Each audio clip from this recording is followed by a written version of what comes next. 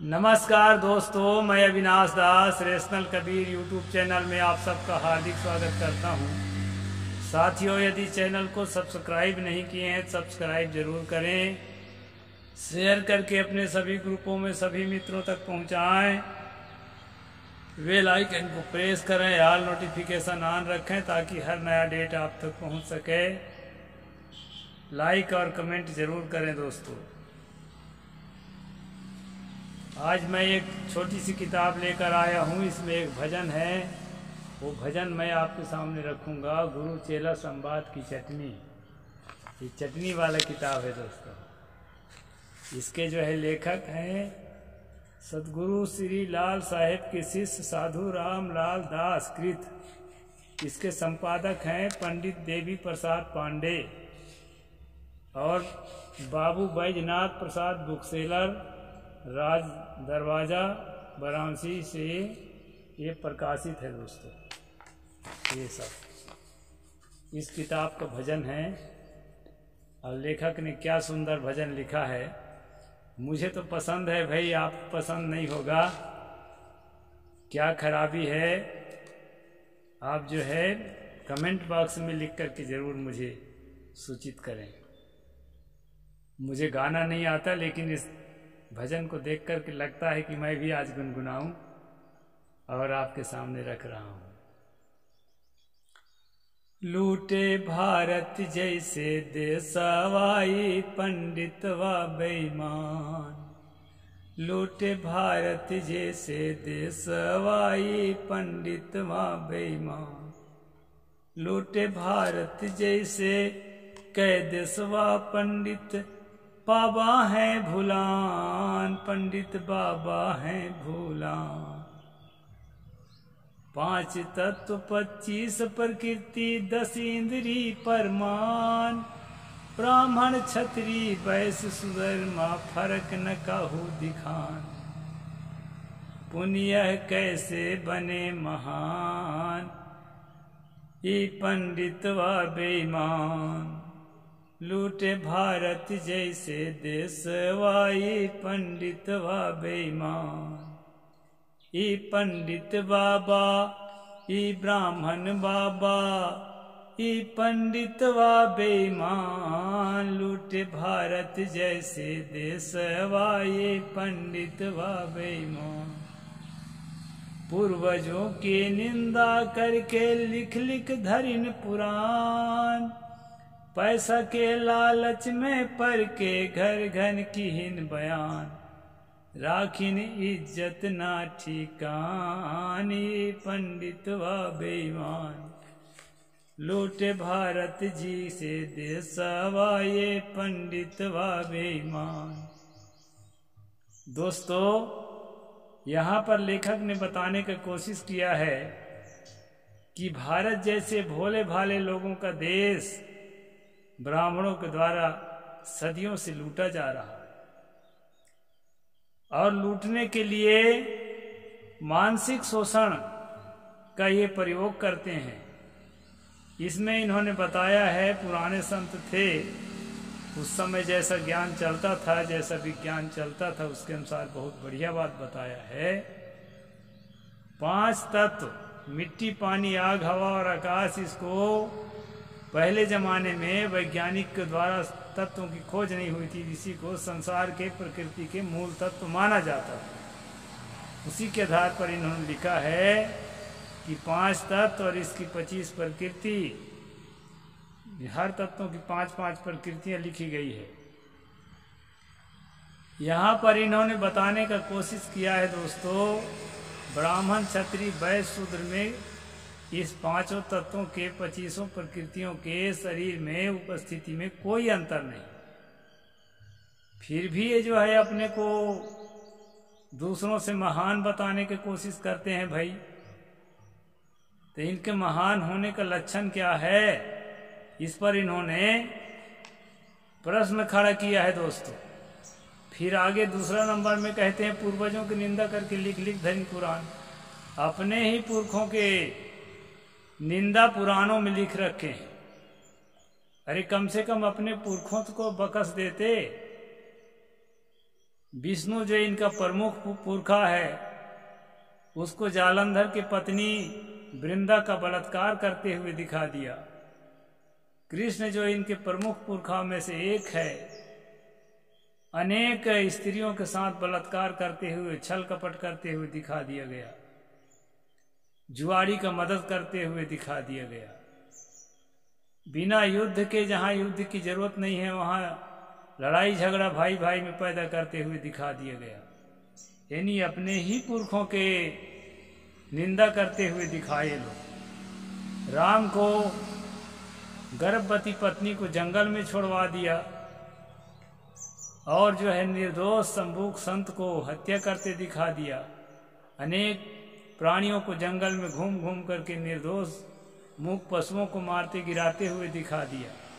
पता नहीं जिसका भजन करते हैं कि उसको भजने कर रहे हैं कि निंदा कर रहे हैं, उसमें इतने सारी खराबी लिखते हैं। जब भजने करना है तो उसकी अच्छाई लिखो ना भाई, वो थे कि नहीं थे अलग बात है। तो यहाँ पर लेखक ने इन बातों को बताने का कविता के माध्यम से कोशिश किया है दोस्तों।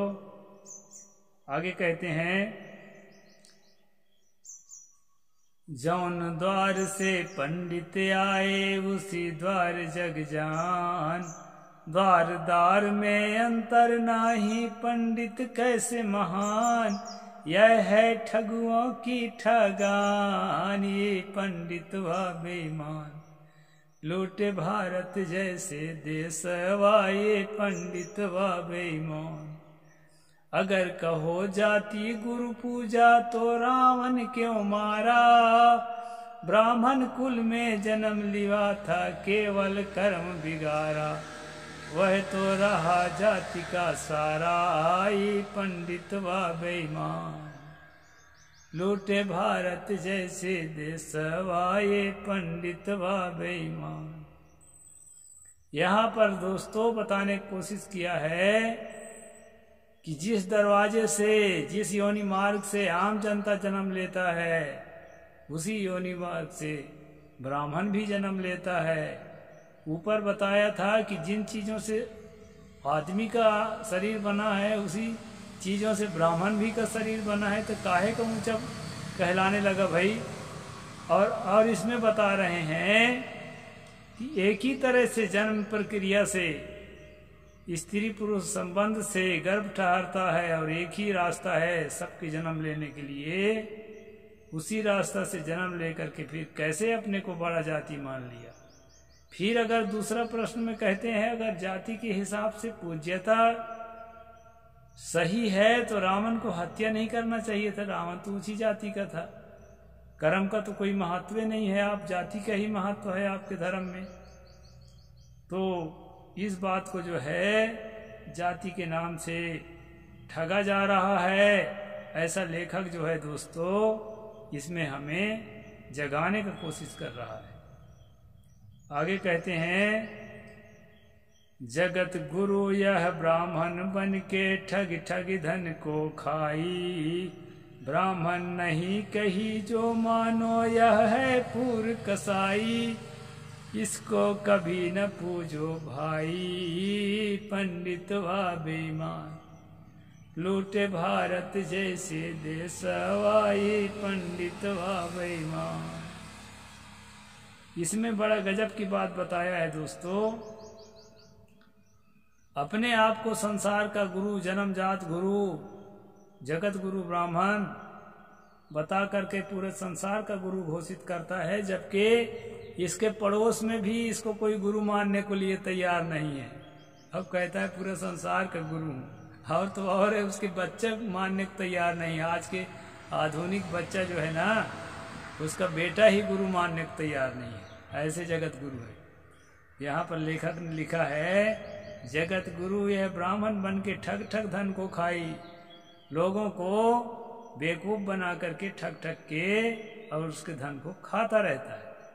ब्राह्मण नहीं मानो जो कही, मेरी कहा अगर मानो तो ये ब्राह्मण ओमन नहीं है, बल्कि ये पूरा कसाई है। ऐसा जो है यहाँ लेखक ने कहा है, यह है पूर कसाई, इसको कभी न पूजो भाई, इसका पूजा कभी नहीं करना चाहिए। क्योंकि जिसको समझ पैदा हो जाती है दोस्तों, वो ब्राह्मण होते हुए भी ऐसा लिखता है। ये बात जानकर आपको अचरज होगा कि ये लेखक स्वयं ब्राह्मण है। समझ पैदा हो गई है तो ब्राह्मणगिरी नहीं करता है। रामचंद्र छत्री के बालक सेवरी जूठन खाई, तिनकी तीन लोक ठकुराई, ये पंडित व बेईमान। यहाँ कहे रामचंद्र नाम का एक व्यक्ति जिसकी कहानी राम कथा के रूप में, रामायण के रूप में, रामचरितमानस के रूप में प्रचलित है, उसको बताए हैं कि वो छत्री का बालक था और उसमें समझ पैदा हो गई तो सबरी नाम के जो है आदिवासी के जूठे बेर को खाने लगी। हालांकि दोस्तों मैं पहले बता चुका हूँ कि रामायणों में कहीं भी वाल्मीकि में या तुलसी के रामायण में सबरी का जूठा बेर खाते हुए राम को नहीं दिखाया गया है। बेर खाया भी था कि नहीं खाया था ये भी नहीं दिखाया गया है। वहाँ सिर्फ ये बताया है कि अनेक प्रकार के कंद मूल फल ला करके सेवरी ने खिलाया। फलों का नाम नहीं लिखा है कि कौन सा फल खिलाया, जूठा खिलाया कि शुद्ध खिलाया ये भी नहीं लिखा है। फलों खिलाए की बात है, जूठा क्या खिलाएगी बेचारी। तो इस तरह से जो है यहाँ पर बताया है, जाति ओती के चक्कर छोड़ के राम ने सबरी के जूठा बेर खा लिया, ये लेखक का कहना है। जिनकी तीन लोग ठकुराई, तीन लोग का मतलब है सभी देशों में, सभी खासकर भारत के सभी प्रदेशों में उसको जो है आप देवता के रूप में, भगवान के रूप में लोग मान रहे हैं। इतना बड़ा नामी आदमी होकर के भी वो जो है जात पात को तोड़ करके और सबरी की जूठा बेर खा रहा था, छत्री का बेटा होकर के भी। तो इससे जो है ब्राह्मणों को सीखना चाहिए। वैसे आप कई ब्राह्मण सीख भी गए हैं। चुनाव के टाइम में देखो ना, गोड़ धो धो के पीते हैं शूद्रों के और दलितों के, अति शूद्रों के। तो थोड़ा वोट के लालच में ही सही, दिखावा ही सही, लेकिन थोड़ा सा करते तो हैं। यहाँ तक जो है फायदा हो गया है। साधु संत के सेवा करके जग में लो भलाई, कुले राज परमारथ कारण जो कर जोरे चिल्लाई, कहना मान लियो मोर भाई, ये पंडित व बेईमान, लूटे भारत जैसे देश हवाई, पंडित व बेईमान। यहाँ पर कहते हैं दोस्तों आखिरी में, जो पारखी संत हैं, जो संत हैं, जो साधु हैं, जो शोध करते हैं, जो खोज करते हैं और आपको जो है सत्य और झूठ को न्याय निर्णय करके बताते हैं, प्रकृति के रहस्य को बताते हैं और जो है आपके जीवन के रहस्य को बताते हैं, और जो बदमाश लोग किताब में लिख रखे हैं उसके खुलासा करके उसके भी रहस्य को बताते हैं कि मानव केवल मानव है। मानव का दिल चाहता है कि मुझे प्रेम मिले, तो एक मानव दूसरा मानव को प्रेम दे और दूसरा मानव से उसे भी प्रेम मिलेगा। और जब प्रेम का संसार में बोलबाला होता है दोस्तों, तो ये संसार जो है ना काल्पनिक स्वर्ग से भी और ज्यादा आनंददायक हो जाता है। इस कारण से यहाँ पर लेखक ने बताया है कि मनुष्य जो है प्रेम चाहता है। मनुष्य के अलावा जो अन्य प्राणी है वो भी प्रेम चाहते हैं। आप जो है कुत्ता को भी बढ़िया प्यार से पुचकार कर बुलाओगे तो बेचारा पूंछ हिलाता हुआ चला आता है, पूंछ हिलाता हुआ चला आता है, प्रेम प्रदर्शन करता हुआ। यानी वह भी चाहता है कि लोग मुझे प्रेम दें। तो ये जो मनुष्य जो है ना सब प्राणियों का सम्राट है, उसके दिल में कैसे नहीं उठेगा कि मुझे भी प्रेम मिले।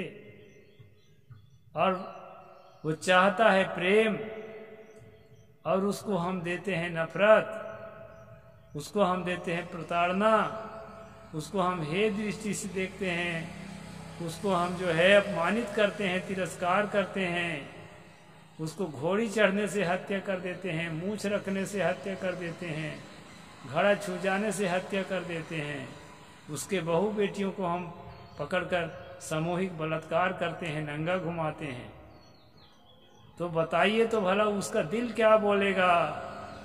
किसी को कमज़ोर जानकर इस तरह से सताना किसी भी प्रकार का धर्म नहीं है दोस्तों, बल्कि ये महापाप है।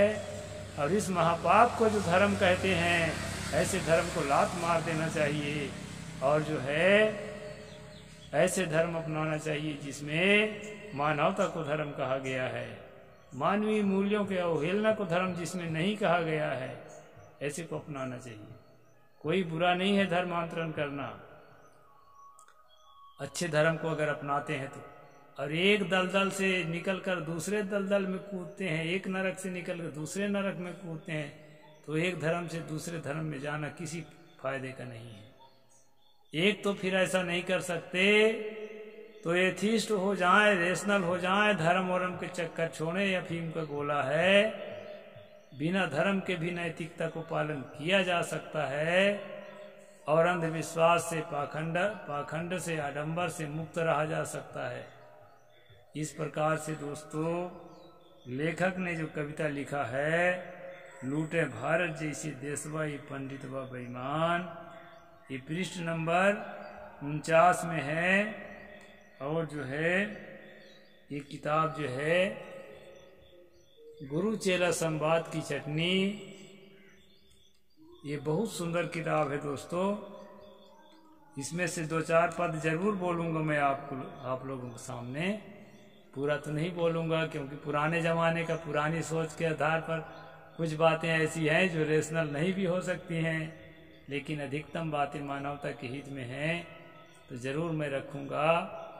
तो कैसा लगा ये वीडियो दोस्तों, आप मुझे ज़रूर बताना और कमेंट लिख करके ज़रूर बताना, ताकि मैं आने वाले समय में त्रुटियों का सुधार भी करूँगा और आपके सामने अच्छी वीडियो लेकर के और पेश होता रहूँगा।